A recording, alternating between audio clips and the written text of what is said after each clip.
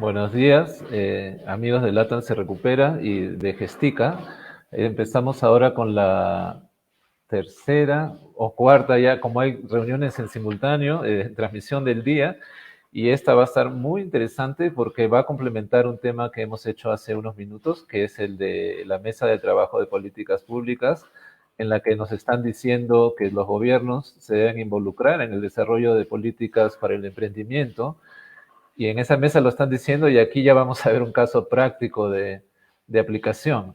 Entonces, ¿no? Con el doctor Jaime del Río Monjes, que nos lo va a presentar Enrique Lozada de Gestica. Enrique, prende tu cámara, por favor, para salir aquí en el en vivo, ¿no? Y Listo. simplemente unas pequeñas palabras ¿no? de introducción para que ya tú te dejo a ti guiando la presentación.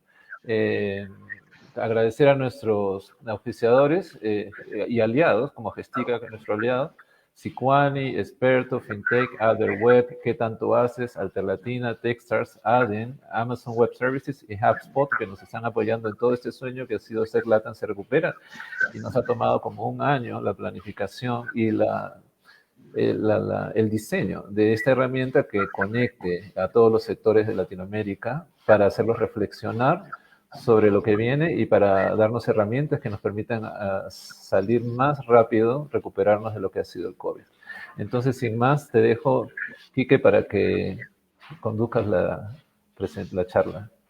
Sí, muy bien. Muchas gracias, Arturo. Muchas gracias a la TAM Se Recupera. Este es el tercer día y último día y tenemos que cerrar con broche de oro. El día de hoy tenemos un invitado de lujo desde México que nos va a hablar acerca de una iniciativa de economía circular y qué es lo que está pasando en el país, cuál ha sido su desenvolvimiento.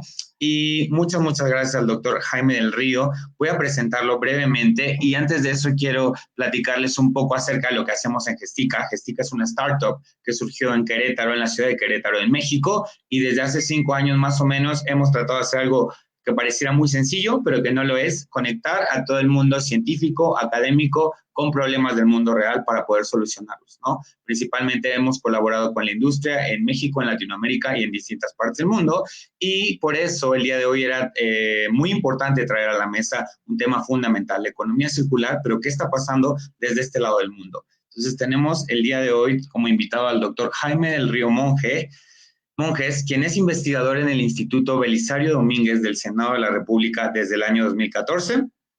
Anteriormente fue director general de planeación en el gobierno de Jalisco, ha sido también director en la Auditoría Superior de la Federación, entre otros cargos públicos.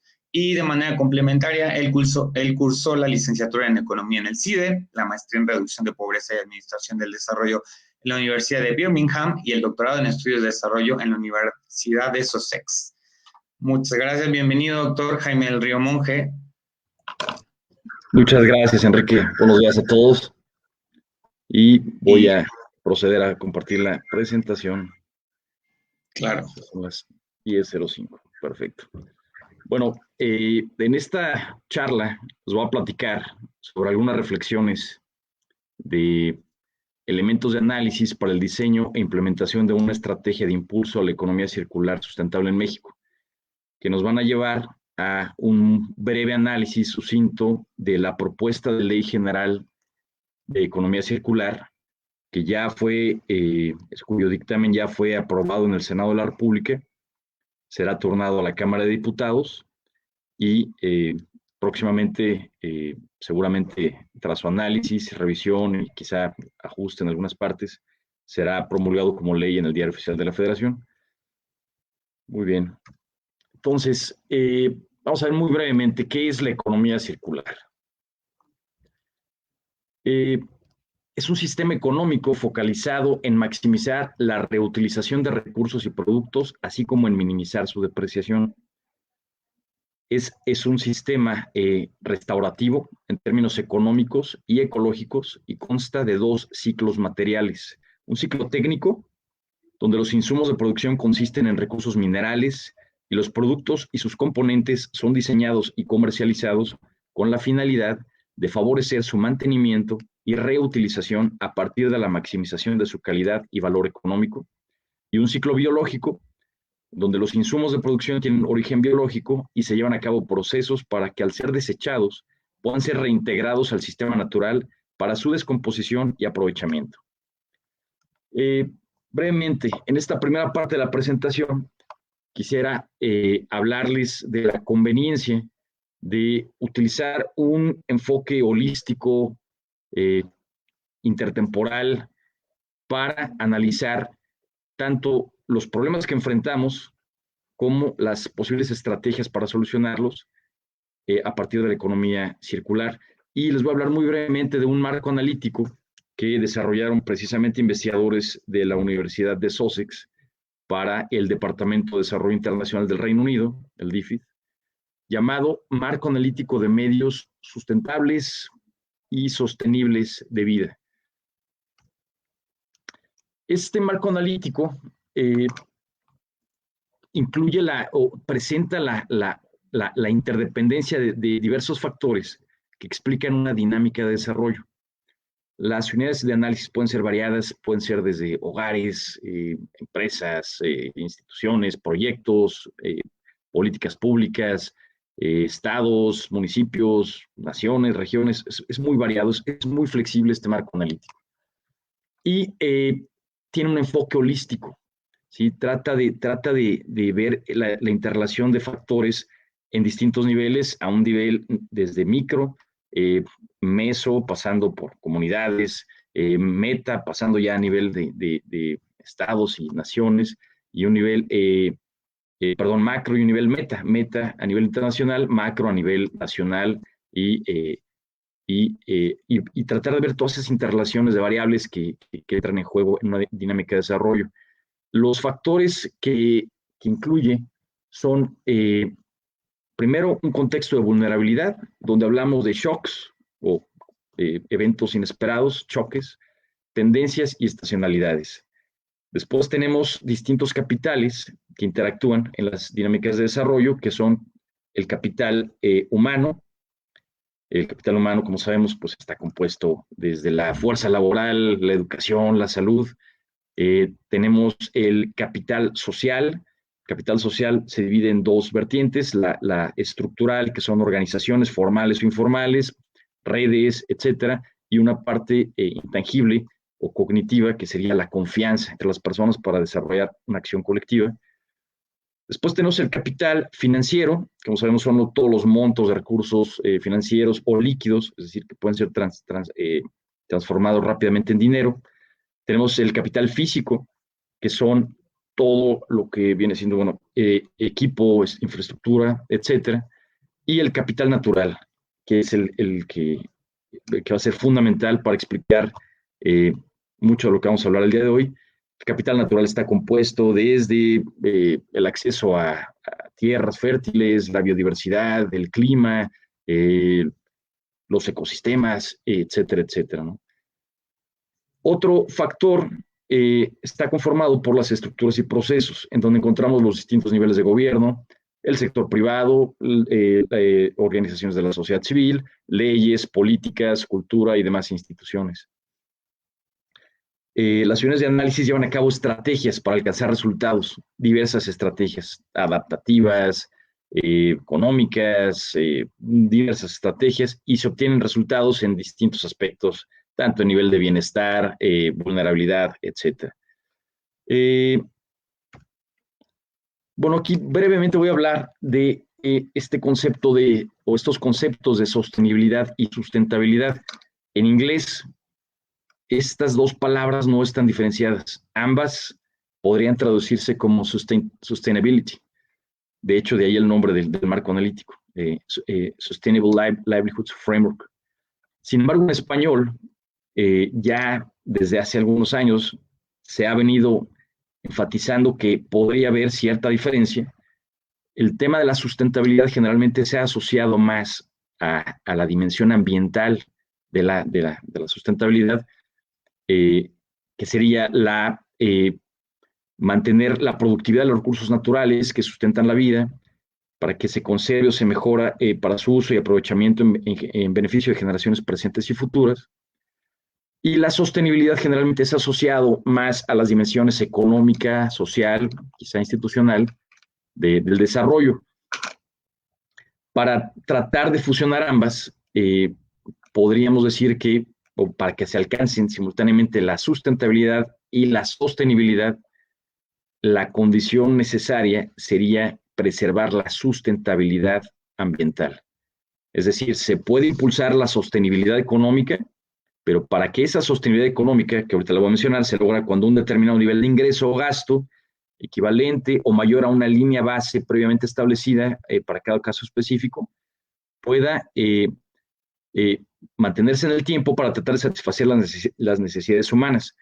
O sea, se puede alcanzar esto siempre y cuando se preserve la sustentabilidad ambiental, porque si lo analizamos intertemporalmente, al no tener cuidado en posibles daños o afectaciones a los sistemas ecológicos, a la sustentabilidad ambiental, tarde o temprano vamos a poner en riesgo cualquier tipo de otra sostenibilidad, sea la económica, sea la institucional, la social, que ahorita, bueno, defino rápidamente la social, se logra cuando la exclusión social es minimizada y la equidad social es maximizada.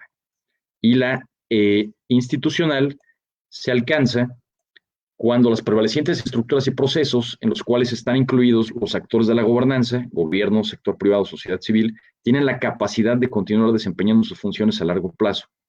Entonces, mientras se preserve la sustentabilidad ambiental, podríamos decir que podemos alcanzar la sustentabilidad y sostenibilidad en términos económicos, sociales e institucionales.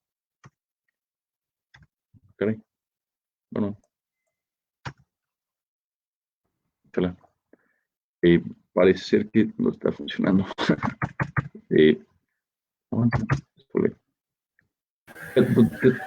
que voy a tener que dejar de compartir, volver a compartir porque se atoró esto. Perdón. Ya, perfecto. Sí, sí. No, acá esperamos. Siempre pasa. Pero no. Ahí está. A ver. Tantas noticias aquí. Un segundito, perdón. A ver, vamos a ver. Vamos a volver a compartir. Me voy a compartir pantalla. Sí. Quedamos que era ventana. Aquí está. A ver. Listo, ya está cargando por acá. ¿Ya se ve? Sí. Perfecto. A ver, voy a intentar expandir la pantalla y si se atora ya regreso a esta parte donde nada más le muevo aquí. En la parte 2 de la presentación vamos a hablar brevemente también de la conveniencia de utilizar el marco lógico. El marco lógico es un marco analítico que fue desarrollado por una institución afiliada a la CEPAL a principios de la década del 2000, por el 2005. Y esta es una metodología que se utiliza para presentar de forma sistemática y lógica los objetivos de un programa o proyecto y sus relaciones de causalidad. Sintetiza en un solo cuadro la información más relevante de un programa o proyecto. Se conoce como esta estructura como la matriz de marco lógico, donde tenemos, bueno, primero partimos de un problema y tratamos de resolver ese problema. Entonces, el fin sería pues, resolver ese problema, pero vamos a ir poniendo un resumen narrativo, indicadores, medios de verificación, supuestos, y estas mismas variables para el propósito, los componentes y las actividades. Tiene dos fases. En la primera se identifican y conceptualizan el problema o los problemas, un problema a la vez, así como las alternativas de solución. Aquí hay análisis de involucrados, análisis de problemas, de objetivos y de estrategias. Y en la segunda etapa ya se elabora esta matriz del marco lógico. Hay una adaptación, bueno, algunos hemos utilizado esta adaptación y simplificación del marco lógico para el diseño e implementación de estrategias de desarrollo. Perdón. En donde tratamos de, primero el problema, analizarlo en función de las causas que lo explican. Y planteamos objetivos. El objetivo sería resolver el problema y las estrategias vinculadas al objetivo tratarían de incidir en las distintas causas que explican el problema. ¿Sí? Si analizamos, esto es un análisis muy, muy básico, por supuesto no es detallado, pues nada más para ejemplificar esto. ¿Cuál sería el problema al que se enfrentaría la economía circular? Y sería, bueno, que pretendería, al problema que la economía circular pretendería contribuir en su solución. Sería la sobreexplotación del capital natural y generación excesiva de residuos con deficiente gestión que ponen en riesgo el equilibrio natural de los sistemas ecológicos. Dos posibles causas de este problema sería la producción no sustentable de productos, que a su vez está correlacionada con otra causa, que es la generación y gestión no sustentable de residuos. Y para explicar estas causas, a su vez, habría otros factores como el consumo no sustentable de productos, la obsolescencia programada, más adelante lo vamos a explicar, y en el caso de la gestión y generación no sustentable de residuos, también tendríamos una carencia de regulación ambiental efectiva. Inherente a esto, podríamos hablar que hay una carencia de cultura y concientización ambiental, tanto en la sociedad, el sector privado, como en los mismos gobiernos. Entonces, el objetivo podría ser la explotación del capital natural y generación y gestión de residuos que sean sustentables al no poner en riesgo el equilibrio natural de los sistemas ecológicos. Estrategias que se podrían tratar de diseñar pues serían básicamente lo opuesto a las que vimos anteriormente, sería buscar una estrategia para tener una producción sustentable de productos y para tener una generación y gestión sustentable de residuos. Tendríamos, a su vez, que tener líneas estratégicas para atender o incentivar el consumo sustentable de productos, para evidenciar la obsolescencia programada, y todo esto tendría que estar acompañado de una regulación ambiental efectiva. Inherente a todo esto, habría que fomentar la educación y la concientización ambiental en los tres actores de la gobernanza, en los gobiernos, en el sector privado y en la sociedad civil. En la tercera parte, vamos a hablar rápidamente de la necesidad de analizar fortalezas, debilidades, amenazas y oportunidades en el diseño e implementación de una estrategia integral de impulso a la economía circular con base en alertas y recomendaciones de la economía ecológica. Vamos a hacer un muy breve contraste entre las posturas de economía ambiental y economía ecológica.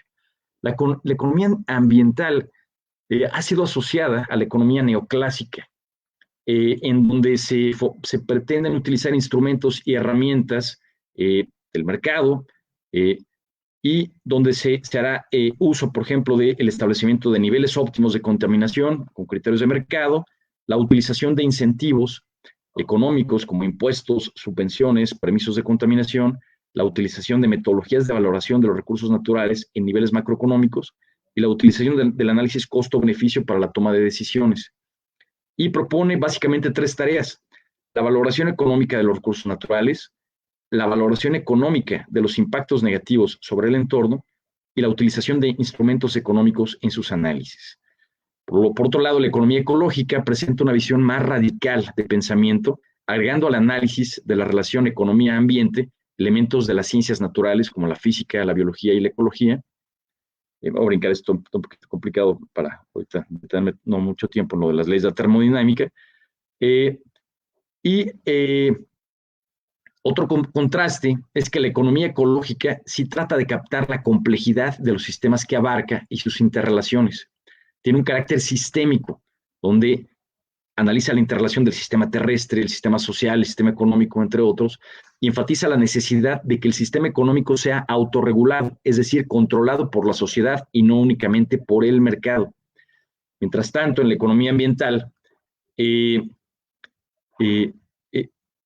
surgen en este marco dos reglas para la sustentabilidad del sistema. Se escuchan muy bien, pero ahorita vamos a analizar que a veces no se podrían estar aterrizando de forma precisa. Una es la extracción de los recursos no debe superar la capacidad de los mismos para su autorregeneración. Es decir, no se debe explotar el recurso más allá del rendimiento máximo sustentable. Y la segunda es que no debemos arrojar residuos al ambiente más allá de su capacidad de asimilación. O sea, en papel suena muy bien esto. Sin embargo, como lo que se mencionaba hace un momento, al focalizarse más en instrumentos y una metodología económica y no estar tan vinculado con otros campos del conocimiento como las ciencias naturales mencionadas, la biología, la física, pues es más difícil que entienda de manera sistémica el problema que podría implicar realmente alcanzar, sobre todo la segunda parte, el no arrojar residuos al ambiente más allá de su capacidad de asimilación. No se reconoce que se han alcanzado o se podrían ya haber rebasado o estar cerca de alcanzar distintos puntos de inflexión, distintos límites de los sistemas, límites que permite el mismo planeta. Y hay un concepto ahí, que ese sí, aunque está un poquillo complicado, me gustaría mencionarlo, que es el de transumo. No lo entiende de manera sistemática la economía ambiental. ¿Qué es esto del transumo? Y el transumo es el costo inevitable de mantener acervos de población y de artefactos, el cual debe minimizarse sujeto al mantenimiento de un nivel elegido de acervos. El acervo de riqueza física es un flujo acumulado del transumo y de esta manera, en última instancia, constituye un costo. Está asociado a esta idea de que la Tierra podría ya estar llena, ya hay demasiados residuos, se producen, valga la redundancia, demasiados productos, se consume demasiado, somos demasiadas personas en el planeta y podríamos estar rebasando límites de los sistemas naturales. Entonces, en la economía ecológica se dice que a medida que el sistema económico modifica al sistema biológico, el primero se ve obligado a adaptarse a los cambios del segundo y adquiere un nuevo conocimiento y crea la necesidad de nuevas instituciones, tanto en el sentido de nuevas normas sociales de comportamiento, como en el sentido de un nuevo marco de relaciones internacionales que tiendan hacia el cambio de patrones de consumo y de producción. Esta parte es fundamental y va a estar relacionada con esta concientización ambiental que ojalá se pueda fomentar intertemporalmente por una sólida educación ambiental. Se busca reducir el consumo y la producción con altos niveles de entropía, es decir, de desorden de un sistema, y por ello se requieren cambios de comportamiento en los individuos. Lo que tratamos de hacer es minimizar el desorden en los sistemas naturales lo más posible. Otra vez esta cuestión. Pues bueno. Algo pasó otra vez. Se ve, sí se ve, ¿verdad?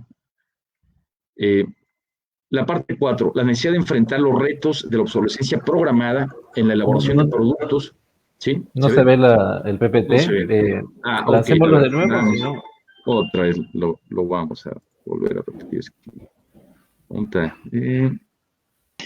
Sí, claro, y si está generando un poco más de ruido, puede ser así como está dando su charla y lo podemos seguir escuchando y usted da seguimiento.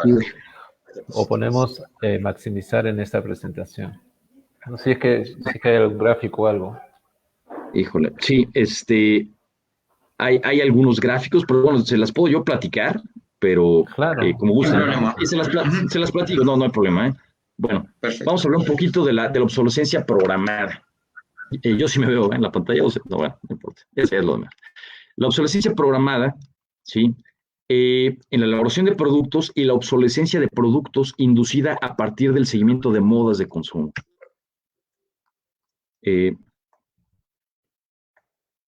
Bueno, ¿qué es esto de la obsolescencia programada?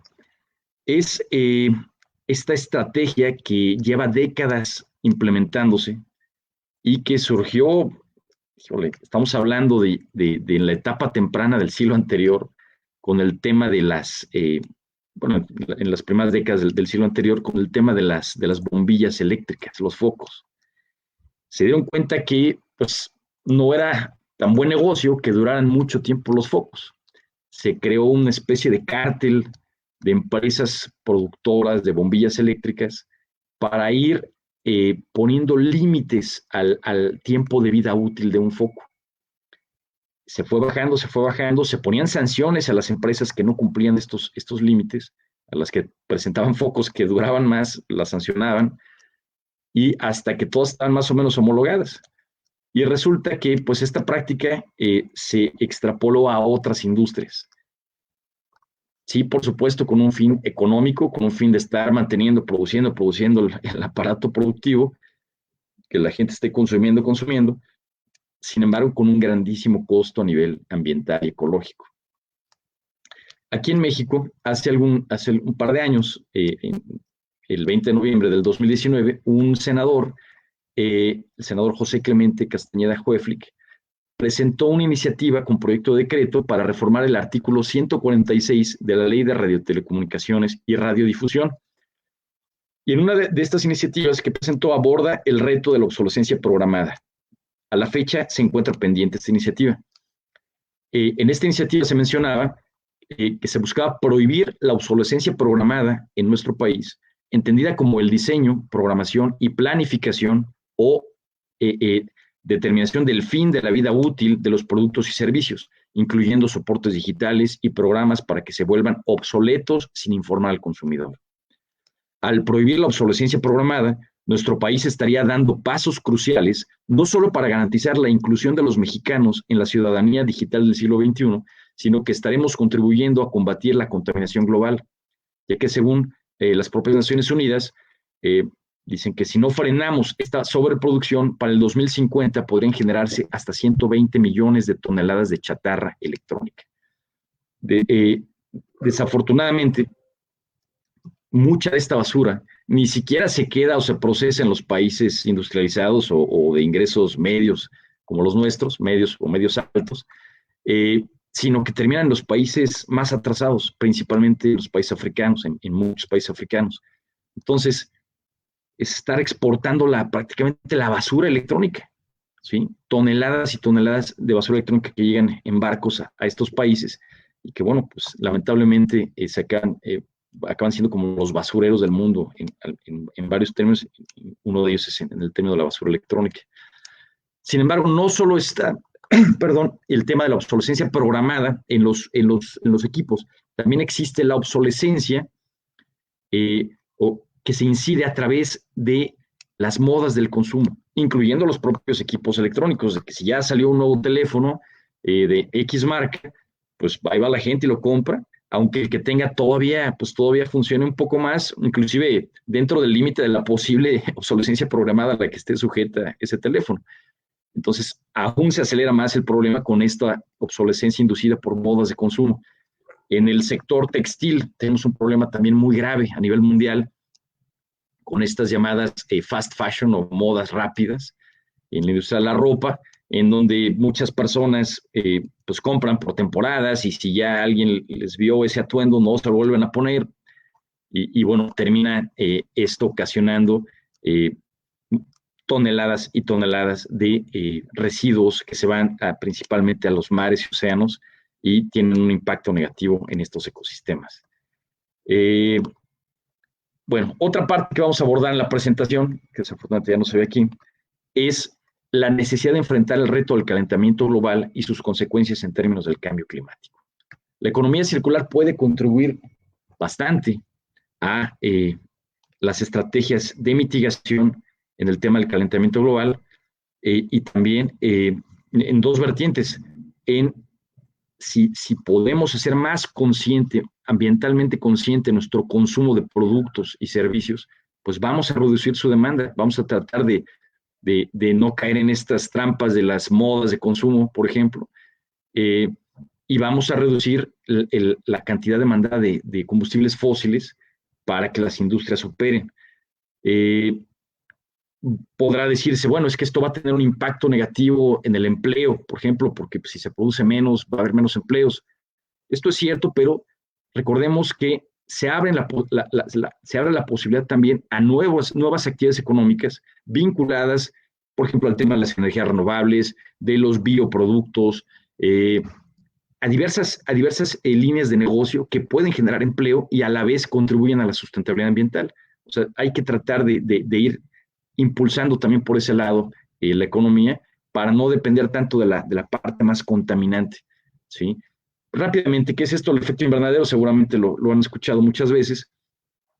Es un fenómeno natural sin el cual pues, la vida en el planeta no podría existir, al menos de muchas formas de vida, incluyendo la nuestra, porque no se tendría una temperatura adecuada. El Sol emite energía de onda corta en la forma de luz. La luz entra, cruza la atmósfera, calienta la superficie de la Tierra y el planeta, a su vez, regresa energía al espacio en la forma de calor, que es energía de onda larga.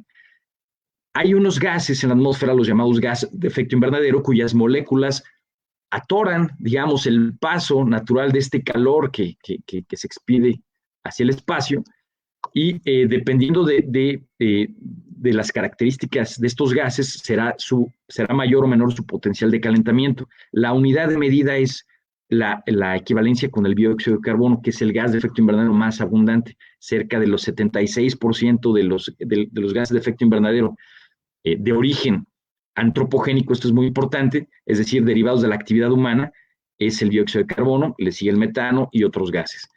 Entonces, el problema es que el ser humano con sus actividades económicas ha emitido de más este tipo de gases y está creando un efecto invernadero más fuerte de lo que naturalmente habría sido. Entonces se está impidiendo más la salida del calor que se expide de la Tierra hacia la atmósfera y se queda atorado en la superficie y en la parte baja de la atmósfera, en la troposfera. Esto es el calentamiento global. Es un fenómeno que por distintas razones ha ocurrido, si hacemos un análisis de millones de años, esto no es nuevo, ha ocurrido muchas veces, a veces relacionado con, por ejemplo, con el tema de muchas explosiones volcánicas, etcétera.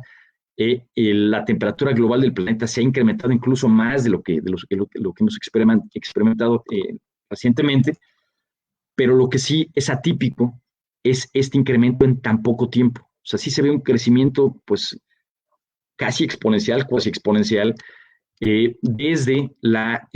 sobre todo desde la segunda mitad del siglo XX, pero ya se venía viendo esto desde la consolidación de la Revolución Industrial. Como sabemos, inició en 1760, es la fecha que se toma, y tardó más o menos un siglo en consolidarse bien, y a partir de esa fecha sí se ve que empieza a cambiar la tendencia de forma más notoria, pero desde la segunda mitad del siglo XX esto se disparó. Se está tratando de evitar, seguramente todos han escuchado, esta intención de las Naciones Unidas y diversas instituciones globales de no tener un incremento más allá de los 2 grados centígrados respecto a la etapa, están tomando como referencia el año 1880, y que no se tenga este incremento de la temperatura de más de 2 grados centígrados, porque, y sobre todo en tan poco tiempo, porque ya el incremento ha sido significativo. De acuerdo a mediciones de la NASA, de 1880 a la fecha, el incremento ya ha sido, en promedio, de esta anomalía de temperatura de 1.17 grados centígrados. Aquí el gran riesgo, y no me quiero extender tanto, pero esta es una parte muy, muy importante que me gustaría enfatizar, porque de aquí esto es el tema más relevante, el reto más grande que estamos enfrentando como humanidad, el reto del calentamiento global y su consecuencia en el cambio climático. Hay modelos que antes predecían que si se rebasaba el umbral de un incremento de 6 grados centígrados, iba a ser como el punto de no retorno. ¿Por qué? Porque se iban a descongelar inmensas cantidades de metano que están en el permafrost o en las cubiertas de hielo que cubren varias partes de la superficie terrestre, en los glaciares, etcétera, etcétera, se iban a liberar, y esto iba a acelerar el calentamiento global con un efecto dominó que ya no se iba a poder frenar hasta que entrara en otro equilibrio la Tierra, en el cual, en esta transición, la vida en el planeta de la inmensa mayoría de las especies, incluyendo la especie humana, podría estar en gravísimo riesgo de supervivencia.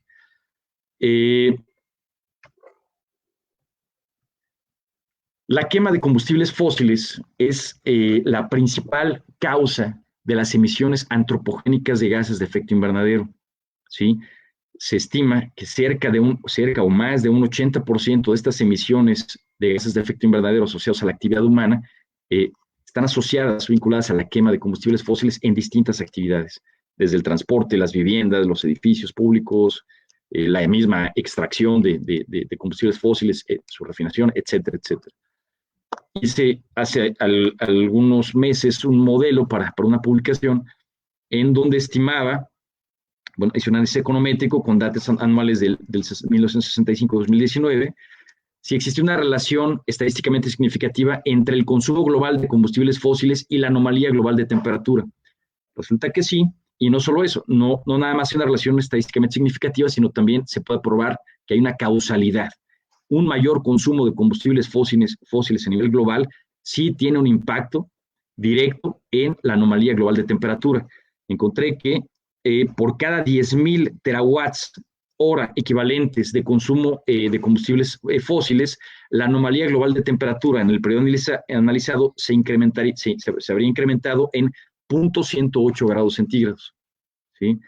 Y no solo está el tema de los combustibles fósiles, la economía circular, como dijimos, puede contribuir a reducir este consumo de energía, y ojalá que también esté acompañado del impulso a las energías renovables, por supuesto, de que se produzca, no solo se consuma menos, porque se demande menos, sino que se consuma más o se oriente más el consumo hacia aquellas industrias que son no contaminantes o que están, o bueno, no que no sean contaminantes, realmente todo contamina, pero que contaminan mucho menos, que sean mucho más, que operen con criterios más sólidos de sustentabilidad ambiental.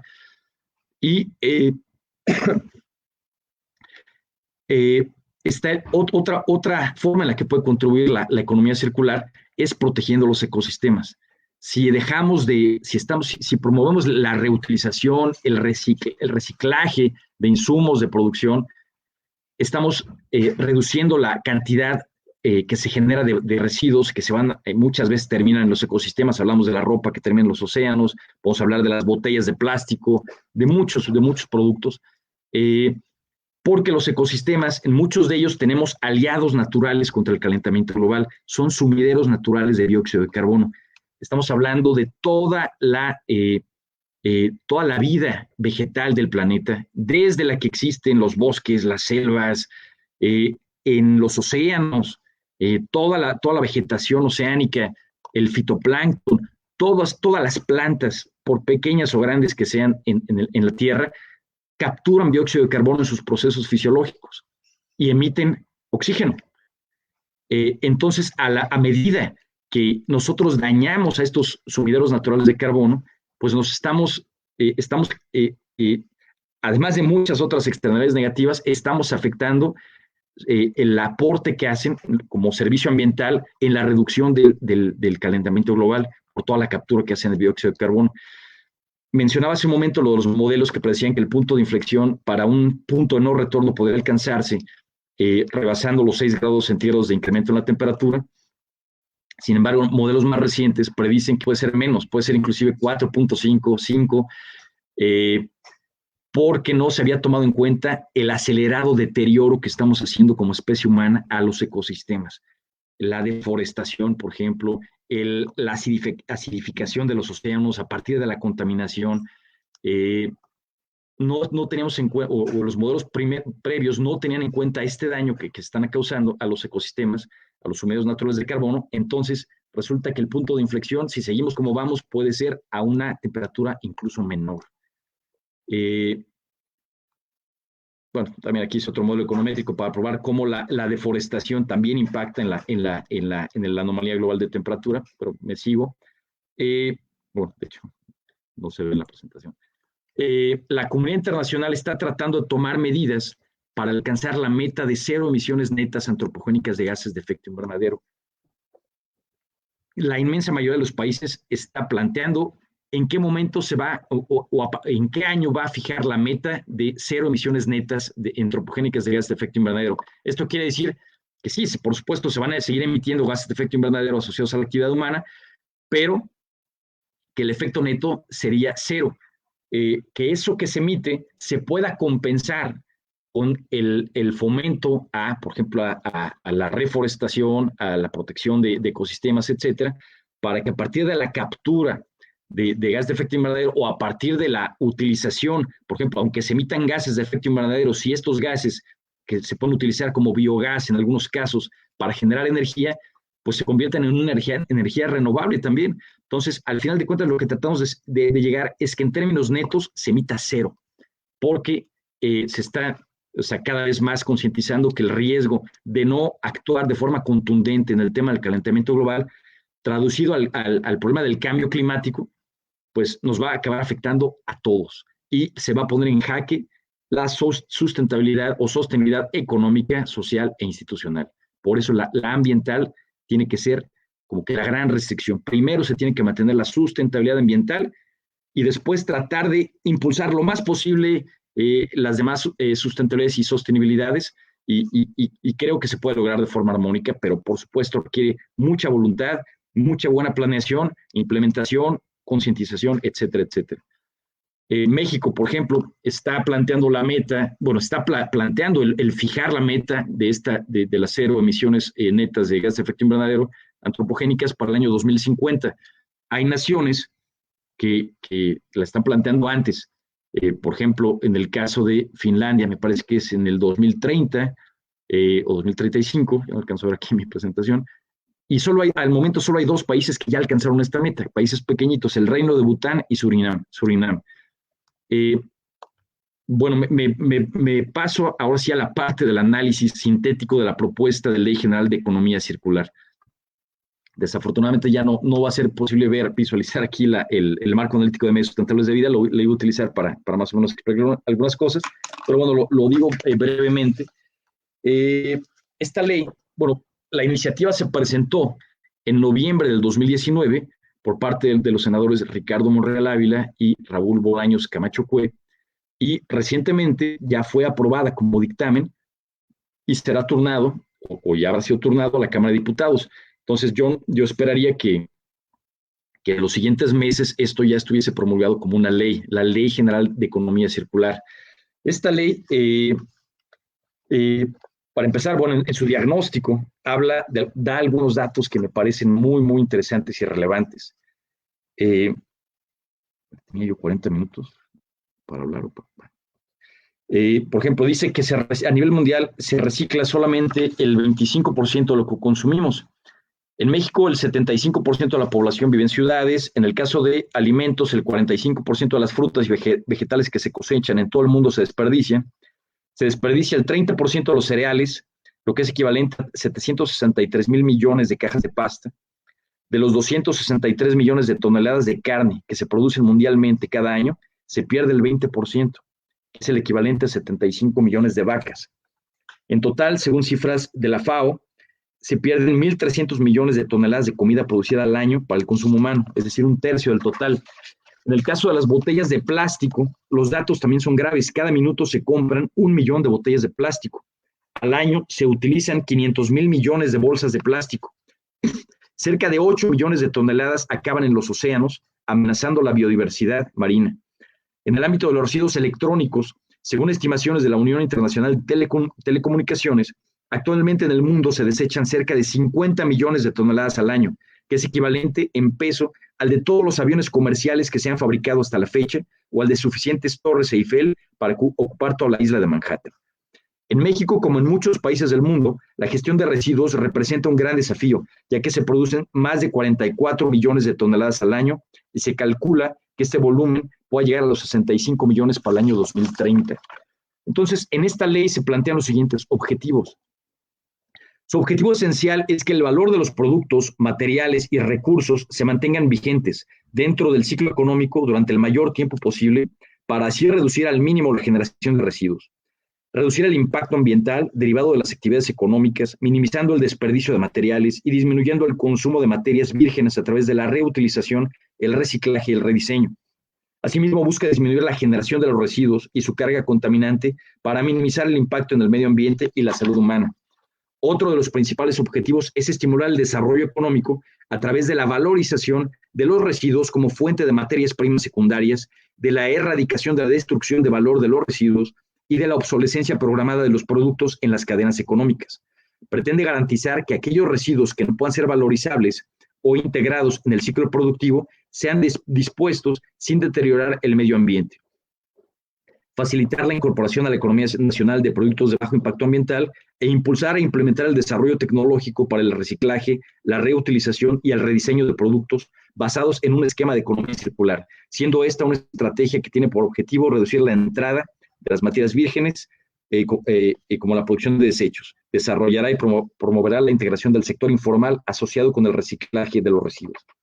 Es una ley bastante completa, me gustó mucho, sin embargo, sí me preocuparon un par de elementos. Y uno es que, si bien aquí sí se mencionó en los objetivos el tema de la obsolescencia programada, ya no lo encontré, espero que no se me haya ido y haya sido descuido de mi parte, pero ya no lo encontré mencionado en la articulación de la ley.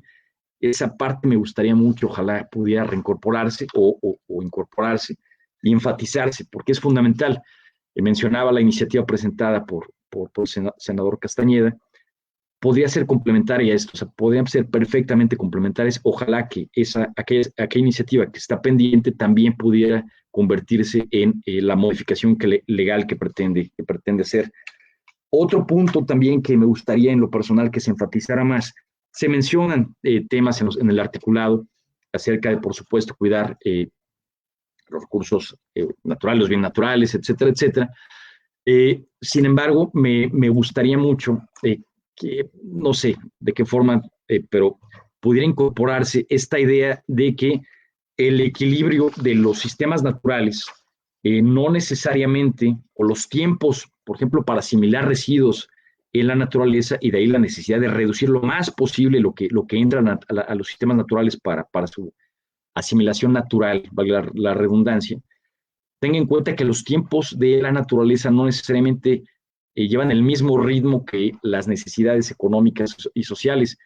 Es decir, si no atacamos de forma contundente el tema de la educación y la concientización ambiental, que eso sí se menciona, hay una parte muy, muy importante en el articulado de la propuesta de ley, donde los 3 niveles de gobierno en México tendrán que impulsar estrategias de educación ambiental en sus demarcaciones. Esa parte me parece fundamental.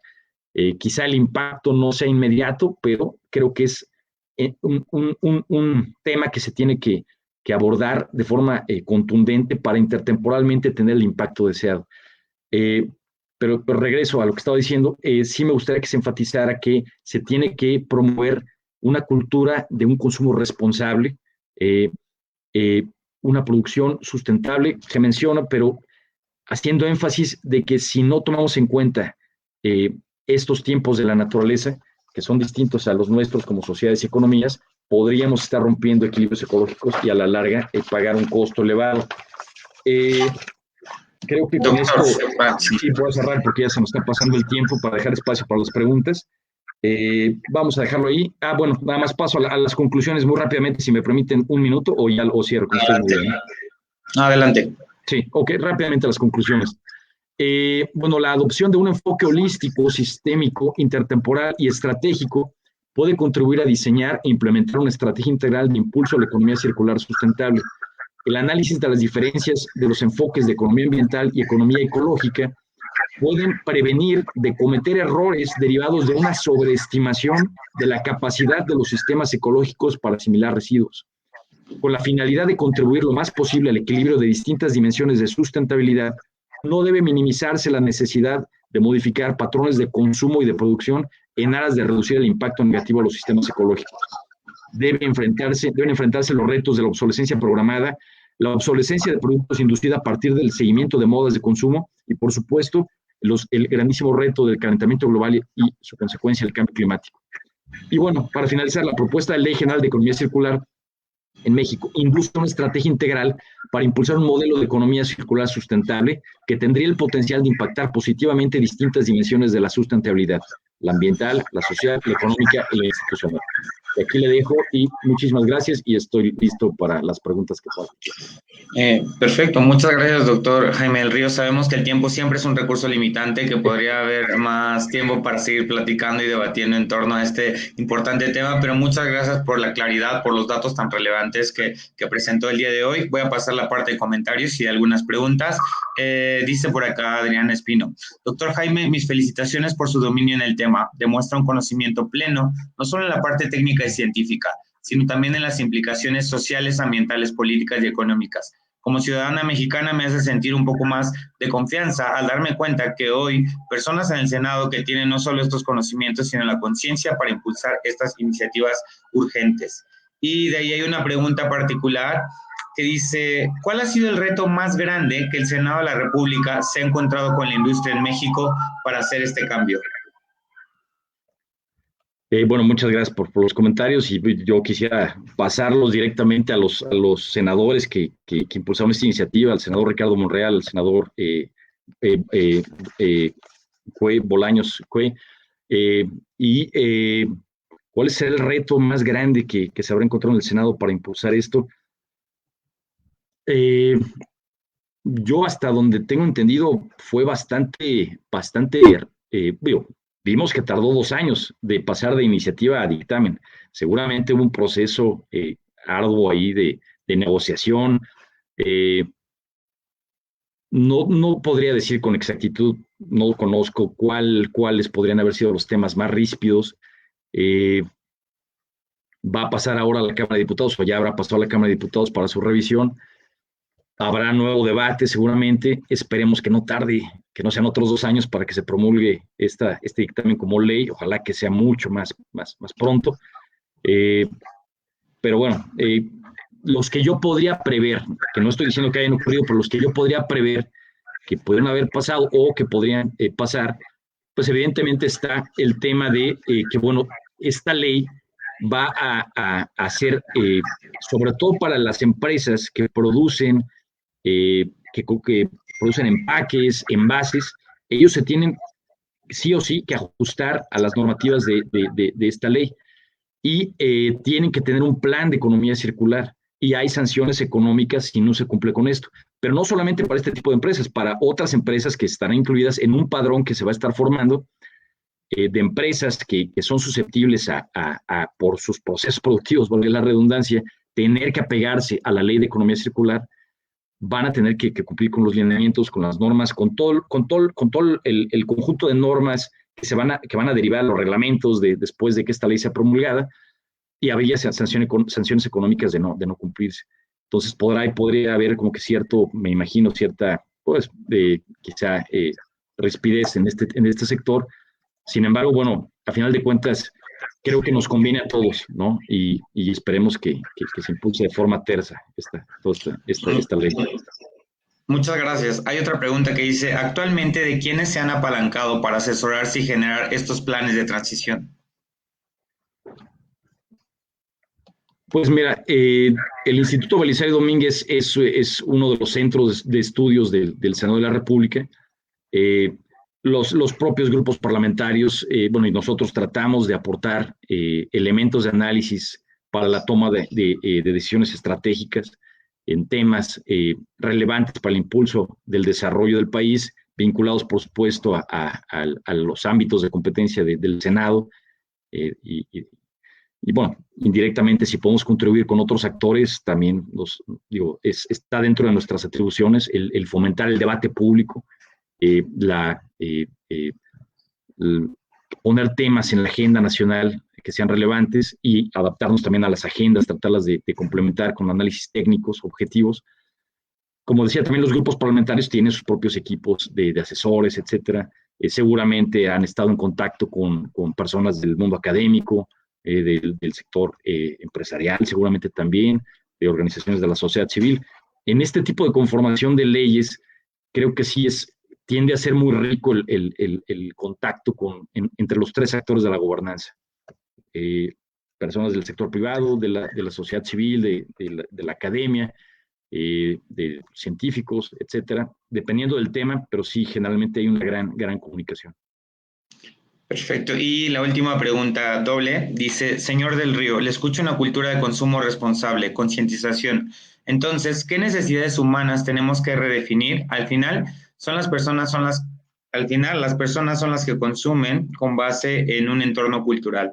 Y de manera complementaria, entonces esta ley no prohíbe de manera contundente la obsolescencia programada. Terminaríamos con esas últimas respuestas. Sí, hasta donde yo vi la ley, al menos esta propuesta, no prohíbe el tema de la obsolescencia programada, incluso no incorpora los elementos que leía de la iniciativa del senador Castañeda, por ejemplo, de transparentar hacia los consumidores esta información por parte de las empresas, obligarlas a que, a lo mejor no la puedes obligar a que no implementes la obsolescencia programada porque pues podrá haber tanta habilidad para hacerlo que ni cuenta te puedas dar, pero sí que sí al menos que sean muy claros en la vida útil de sus aparatos desde un inicio. Y ya tú como consumidor vas a decir, oye, pues este celular, por ejemplo, me está diciendo esta empresa que dura 2 años y este otro celular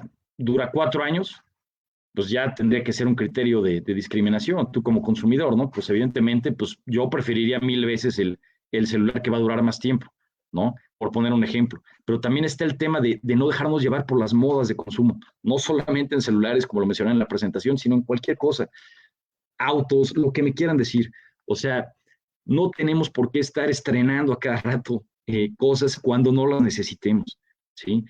seamos más conscientes del impacto que tiene nuestro tipo de consumo, nuestros hábitos, el fomentar el transporte público, por ejemplo. Digo, ahorita sé que estamos en un tema todavía difícil con la pandemia.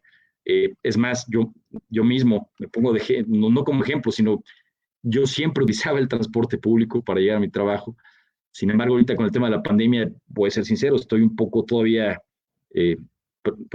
con cierto temor y lo que nunca he hecho. Ahora tengo que manejar hacia mi trabajo y me pesa por la parte de la contaminación en la que estoy contribuyendo, el consumo de combustibles fósiles. Digo, mi coche no es eléctrico, ojalá lo fuera, pero bueno, entonces sí, pero seamos muy conscientes y la conciencia tiene que venir en los tres actores de la gobernanza, comenzando por los gobiernos, por supuesto, para que demos el buen ejemplo, pero también el sector privado tiene que hacer su parte y la sociedad civil, entre todos, porque esto es tarea y responsabilidad de todos.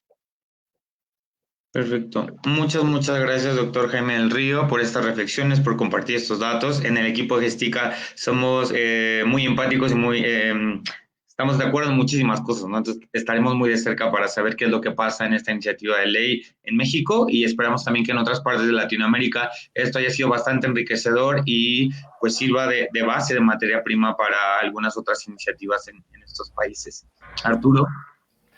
Sí, igualmente, ¿no? Agradecer al doctor Jaime del Río y felicitarlo por todo este trabajo que hace, ¿no? Y me hace acordar un poco la tradición mexicana de reflexión sobre Latinoamérica, ¿no? Tenemos a Octavio Paz, que es un referente para toda la región, en todas las, ¿no? Y no solamente como pensador, sino como persona, ¿no? Y México sigue esa tradición de reflexionar sobre los problemas. Y a lo que voy es que si esa ley se aprueba, va a ser un ejemplo para toda la región, ¿no? Nacida de justamente todas las reflexiones que acabamos de escuchar, ¿no? Porque el tema del calentamiento global, el tema de la sostenibilidad, nos impacta a todos y las primeras sociedades que han reflexionado son las sociedades más industriales. Pero nosotros como consumidores de sus productos tenemos que no solamente ser un consumidor pasivo, como acaba, ¿no?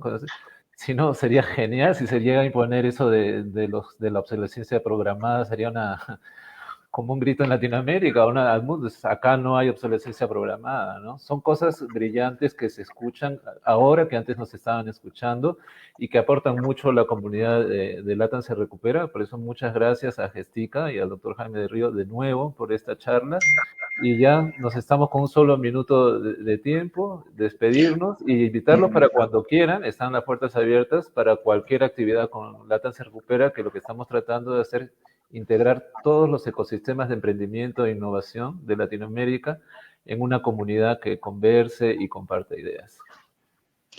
Muchas gracias, doctor Jaime del Río. Muchas gracias a ustedes, un placer. Hasta luego. Lo voy bajando de la reunión y me despido. Gracias.